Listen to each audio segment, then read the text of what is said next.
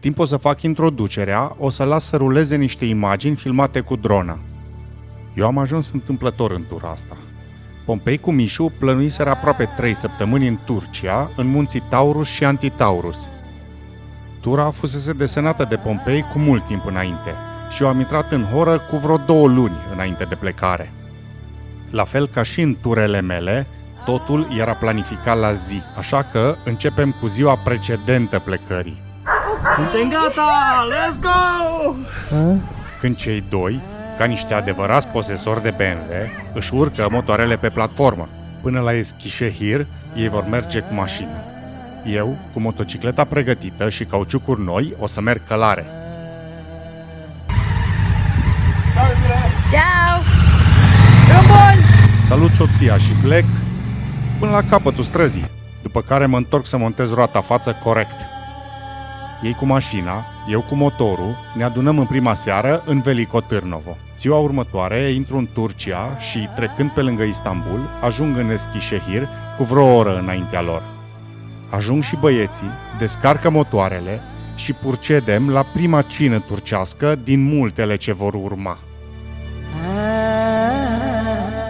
Ziua următoare începe tura propriu-zisă. Și avem aici pe găzdoiul acestei ture Long live Turkey! Dimineața, pe la 9, plecăm spre Capadocia.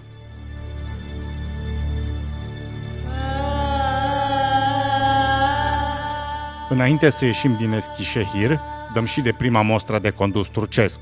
Nu de alta, dar să fim pregătiți.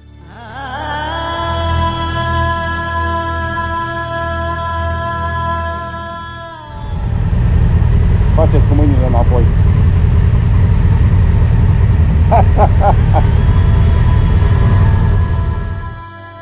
Ajunși în Podișul din centrul Anatoliei, dăm de drumuri desenate doar cu rigla de topografii turci.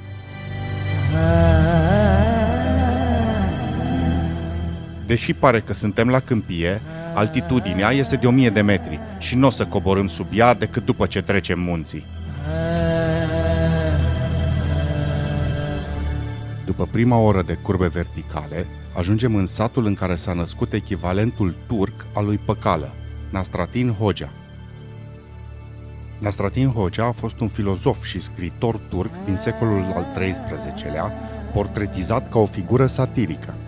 Am citit despre el în cartea lui Anton Pan, Năzdrăvăniile lui Nastratin Hoxha, care făcea parte din lecturile obligatorii pe când eram eu la școală și care consta în povestiri satirice scurte.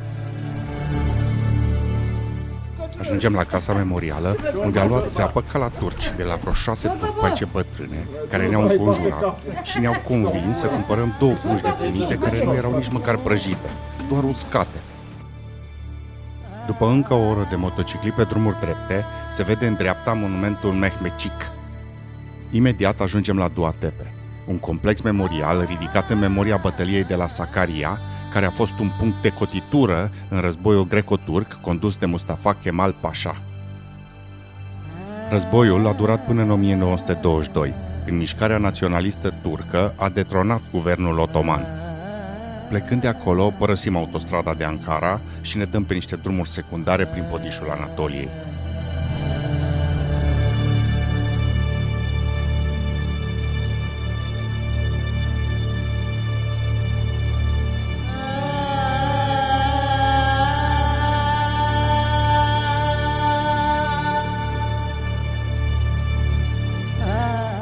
Plictisiți de atâtea drumuri drepte, Mișu se gândește să ne condimenteze tura și se agață de remorca unui tir care stătea în coloană la un accident.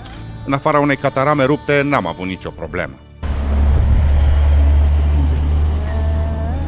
Ai rupt-o? S-a rupt aia, da.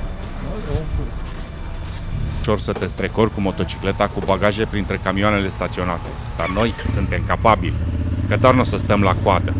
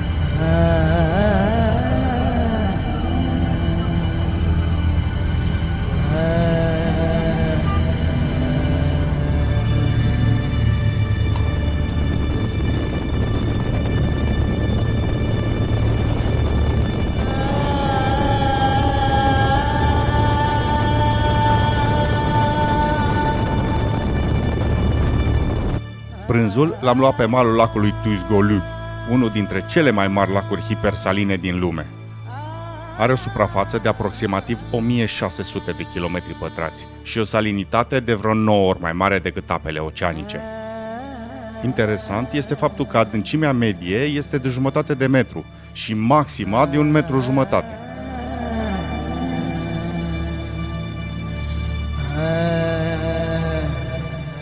De acolo până la Göreme am ținut-o tot pe drumuri secundare.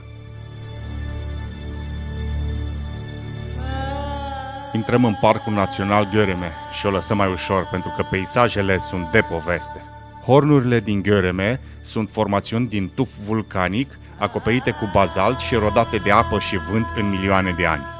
Capadocia se află pe drumul mătăsii și primii care s-au stabilit aici au fost hitiții. Ei au fost și cei care, observând că roca poate fi sculptată, au săpat în subteran orașe întregi. Aici e momentul să scoatem jucăria adusă de acasă și cumpărată exact pentru așa ceva.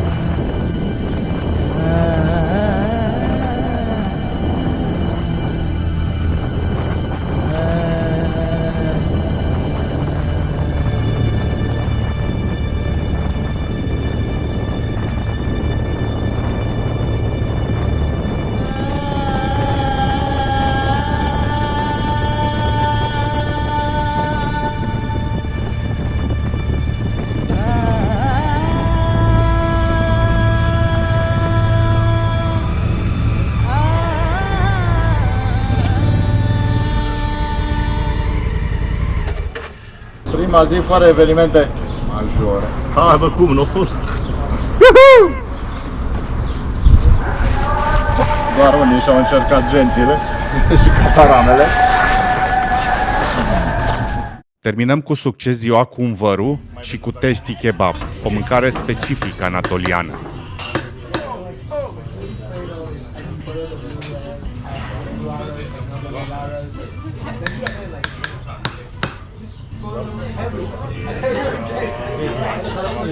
Prin plan cu ele.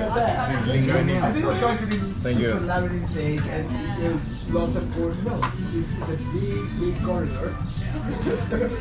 Very good. Açıktayız, kapalı. Buradan geri. Çarpıyor.